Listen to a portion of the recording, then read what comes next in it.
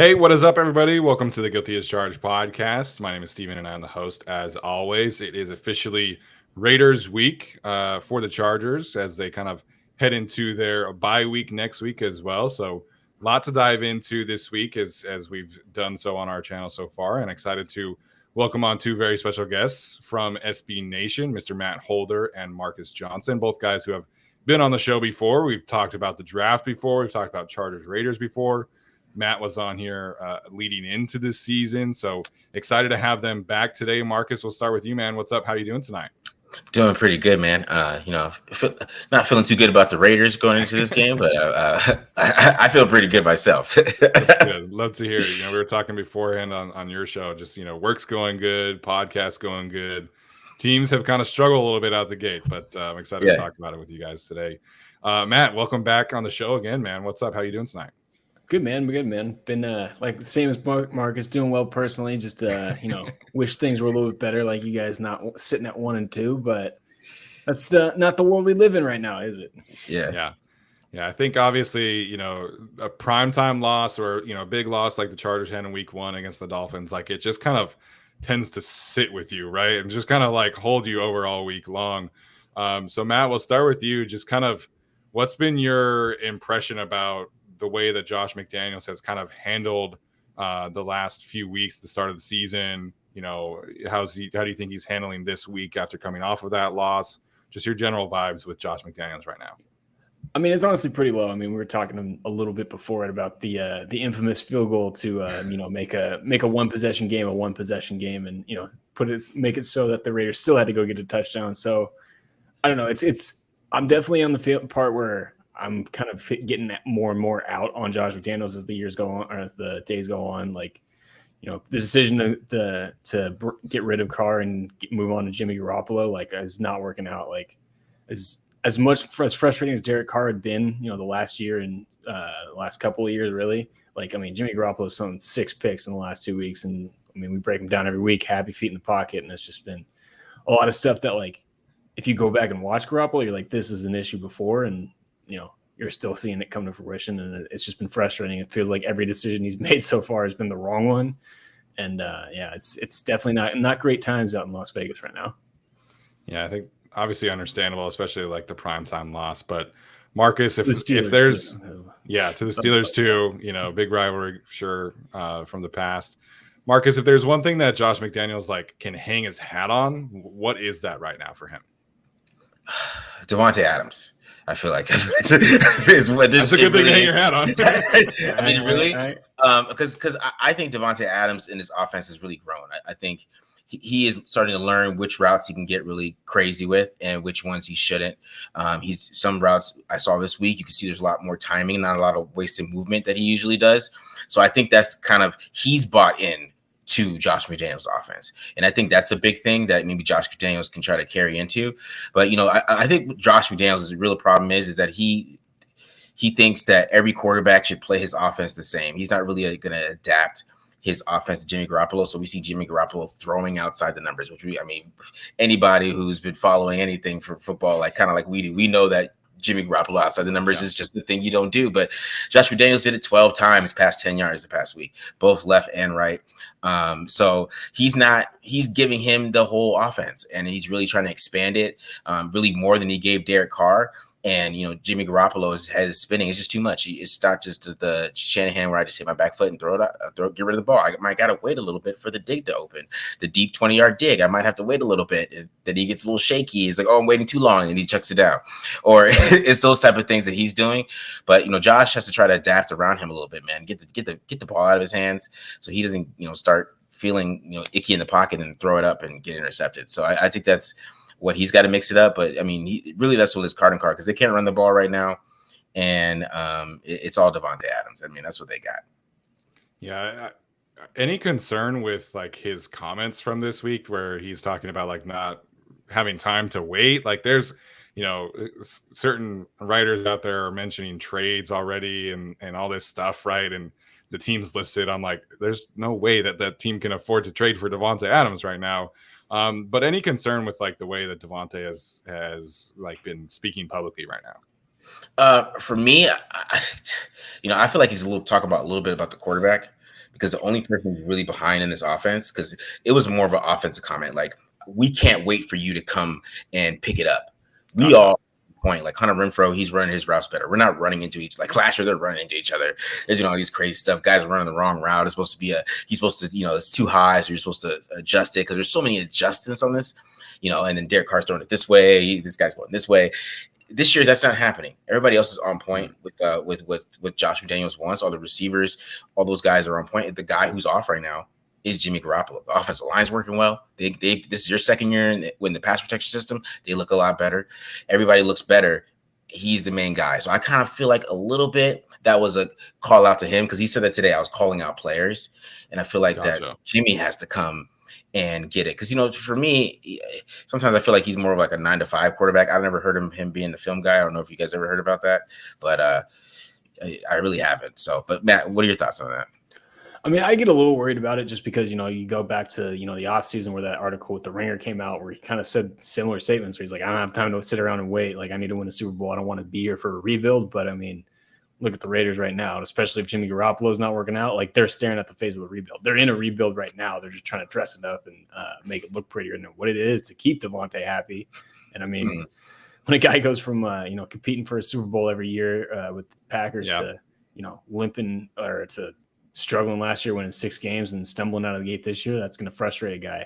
The thing that kind of like gives me like more peace of mind about it is the way his contract is structured. It makes like 0 sense for the Raiders to trade him. Like the dead cap hits, like they take like a ton of money. I don't know the figures off the top of my head, but it's something like 30 million at least, where like it would almost like it would take a hell of a package for it to make sense for the Raiders to do that.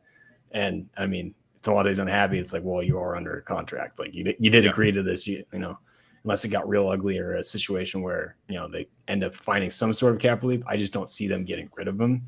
But yeah, it's definitely not exactly thrilling when your superstar receiver is talking about, how he doesn't have time to wait and all this stuff. But, it's not something that I'm like terribly concerned about, and not something I'm losing sleep over or anything like that. Yeah, I mean, that contract and all those targets, I think, can make him get happy pretty quick here. Yeah. Talking about Jimmy G, obviously he's dealing with the concussion right now. There's been conflicting reports from what I've seen. Jeremy Fowler said that they're optimistic that he can play this week. Adam Schefter was on Monday Night Football and said that he's not going to play.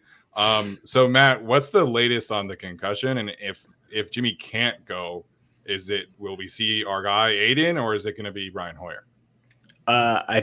To be honest with you, I don't have a great idea. I think the report today was that they were optimistic. So, again, like you said, there's conflicting information out there. Don't have a great read on it. It was kind of a mysterious concussion where I'm not trying to accuse him of anything, where like he didn't get hurt in the game. He did take that one more of a glancing blow from Minka Fitzpatrick, but I'd be a little naive to not say that, hey, he played like terrible and all of a sudden he's got a concussion and can't talk to the media, especially in a primetime game. But, I'm not going to try and accuse him of anything like that right now. So, but I think if he doesn't play, the general census is going to be Brian Hoyer, unfortunately. Part of me, I'd love to see Aiden O'Connell out there, but also part of me realizes like, hey, even if as much as I want to see that happen, if the last thing or the worst thing that can happen right now is they throw him into the fire way too early and ruin his confidence in a season that, let's be honest, is kind of already going down the dumps right now. So is that really worth it? But yeah, it's seeming like if Garoppolo can't go, it's probably gonna be Hoyer. I think Vic Tafer is one of the big writers, big Raiders beat writers, and he was saying he'd be shocked if it wasn't anyone other than Hoyer. So fortunately, that's who we're gonna probably be looking at. So yeah, that's a bummer. I get it, like you're saying. I think you can kind of justify not playing Aiden O'Connell, but I just think it would have made for a more fun game if Aiden were out there. Kind of shifting gears here a little bit, Marcus. Like, I think objectively, like if I had looked at the Raiders offensive line and just like on paper, like I would have been shocked to see that they're also 5th in pass blocking efficiency rating. ESPN has them in 5th in pass blocking win rate. You've talked about this on your Twitter page, and you've done some film stuff on it. How has this unit come together? Because I think like casual fans would look at the Raiders offensive line and say, oh, okay, you got Colton Miller and then not much else. So what's working for the offensive line right now? I think, kind of these guys have been together for a while. The only new guy that's starting is Greg Van Roten. So all the players that really started last year, they're back, right? So I think there's a lot more communication. They communicate with blitzes a lot better. They pick up stunts pretty well. I think Andre James and them still have a little bit of mistakes here and there. But, I think that the addition of Van Roten, which is crazy. He's only given up one pressure all year. From my charting, I haven't given him one. So he has kind of just really become a great pass blocking guard this year. I think he's number 3 on PFF with guards. He's number 2 in pass blocking efficiency. So he has really, solidified this offensive line. But Dylan Parham, I think he's taken a big step. Had a little bit of a up and down game this past week, but he has really taken a big step too as a pass blocker, which I really like. Run blocking may be a little different, but he's pretty good. And of course, Courtney Miller, he's a stud. He's a stud at left tackle. And then Illuminor holds his own at right tackle, kind of the same way. I knew he was going to have some problems with TJ Watt because he's kind of like the hole right now. I mean, Andre James is too. If you put somebody directly in front of Andre James, he has a problems. But if he can navigate and not block anybody and kind of just help, he's okay. But you put somebody right in front of him as a nose guard, he's probably going to lose. So that's kind of the thing with him. So I expect more teams to do that because they've been doing the same swim move with him. They basically club him, swim, and they've been doing it for 2 weeks. I expect more of that this week. I think Morgan Fox gave him the business last time. So I expect a little bit more from Morgan Fox as well on him. But they're just playing really well. They're blocking. I mean, the Bills just dominated the Jets, and I was like, oh, maybe they come in there, and they played pretty well. Didn't get any pressure, and then the next week the Bills got tons of pressure again. So that they had some impressive outings, and even against the Steelers, they played pretty well. But that's why I'm expecting Jimmy Garoppolo to be playing better because I don't know how you waste these offensive line like that. You just can't waste it. Yeah. Can't waste those pockets, and he's still not playing well. So that's my biggest issue with all the offense, to be honest. So Matt, if you guys feel like Jimmy G is happy feet and he's feeling uncomfortable, it sounds more like it's about not being comfortable with the offense as opposed to dealing with pressure. Yeah, I mean that's basically what it is. He's leaving clean pockets right now. He's kind of doing the old Sam Darnold seeing ghosts right now. He's just his internal clock if his first read or second read's not there, he just starts almost you can almost see the panic in his face where he starts clutching the ball and then just checks it right down and misses guys that are open. So yeah, it's I don't know if this last injury was the one that really did it, where now he's just too afraid to get hurt and thinking he's gonna be getting shellacked or something soon. But yeah, right now it's something's going on in his head where he's mentally as bad as he was necessarily in the past in pocket management, he looks worse than what we've seen before. He's running away from nobody at a long time. So yikes, that is not what you want to see. When you were on the show a few weeks ago, we led the show with the Josh Jacobs situation. That's obviously been resolved and he's been out there. I hesitate to talk about this because he's struggled, but he's probably going to pop off for 120 this week. But what's not working in the run game right now for the Raiders? Well, I'll say the first 2 weeks they came out with the same predictable run game. If they have Johnson and Mumford out there, they're running the football. So. And it was that way for 2 weeks, and guys were just crashing. This week, they try to switch it up. They just, instead of having Johnson out there, they just put Michael Mayer out there, even though it was the same look. So teams were still crashing. But then as the game went along, they started running out of shotgun. So he's trying to find ways to get Jacobs going. I think Jacobs finally looks fresh, though. He finally looks like he's in game shape. I think the first 2 weeks, he didn't look very fresh at all, very slow, kind of no burst. This week, I saw a lot of burst. So, I think that's why you saw the running game get a little bit better this week. And I think there's some potential there for them to get better but they're just they don't get enough push. They're more like a finesse offensive line to me. That's what I'm saying. They deserve a quarterback that can throw 40 times. That's why I feel like the offensive line is built. They're kind of finesse guys. And Parham, he's not going to maul people all the time. And neither is Colton Miller. And that's why I expect hopefully some more outside zone too mixed in this game. To kind of mix it up, to kind of get these guys going laterally, because that's what Colton Miller was built for anyways. So they just got to mix it up in the run game a little bit. The power game is just not working. Matt, same kind of feelings for you?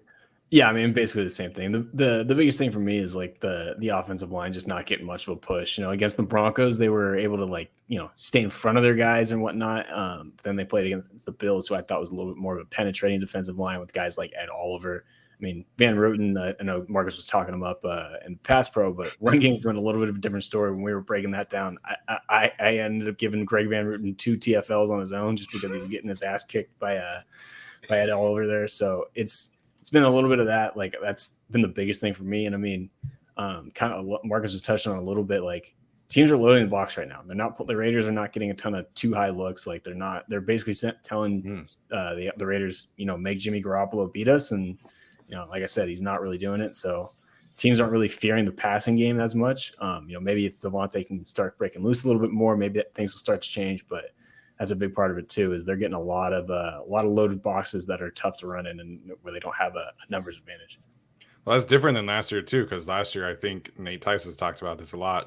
They, because of Devonte, had faced 2 high looks at one of the highest rates in the league when Devonte was out there. So, running into heavy boxes with power is not really ideal. That's not what you usually see from a guy like Josh McDaniels.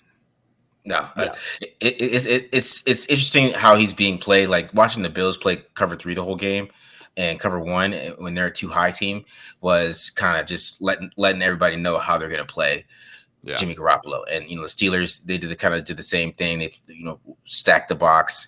And I kind of expect the Chargers kind of mix it up that way. Maybe the Chargers will show 2 high and then go down and hit the box. That's a lot of things the Bills did. The Bills kind of they would show it, but here comes Jordan Poyer coming down to play in the box. Yeah, right. So kind of mixing it up to kind of bring those guys in the box. And teams are just daring Jimmy Garoppolo to throw deep, and then he maybe tried to a little bit this week, but it just doesn't work. He doesn't have the arm strength for it. And it's putting Josh McDaniels in a bind because he doesn't. That's his guy that he picked, and I think he's a little confused of what to do now. Because how do I get this guy comfortable so he can run my offense? All right, there we go. Some great intel there for sure. Let's shift gears and talk about the defense here for a second. Obviously, we all know Max Crosby is that dude. I love watching him play, but it's like we just talked on your show about like Justin Herbert, right? Like, I love watching great edge rushers play. I wish Max Crosby were on a different team, but like he's just so good, man, and it's crazy. Like, 5th round pick turning into this guy is wild. Matt, how are the others around Max Crosby? I know you were tweeting about Malcolm Kuntz the other day, but what have you seen from the other guys as they kind of try and support what Max Crosby's doing out there? That's been one of their biggest problems is, the first 2 games, especially, like, they were really struggling to get pressure outside of him. And then, I mean, teams just started sliding protection in his way and chipping him as much as they can. And then this last week, Malcolm Kuntz actually started playing a lot better. I think he ended up with like 4 pressures, which I think that was the first time someone other than Max Crosby had more than 1 in a game. And he was starting to win a little bit more. They've also been Patrick Graham. I have liked a lot what he's been doing. He's been mixing up his looks to get more pass rush. Like this past week, there were a few times where he had Max Crosby lined up over the center and, was having him on stunts and having him loop around a lot more. It felt like they're running a lot more line games this past week.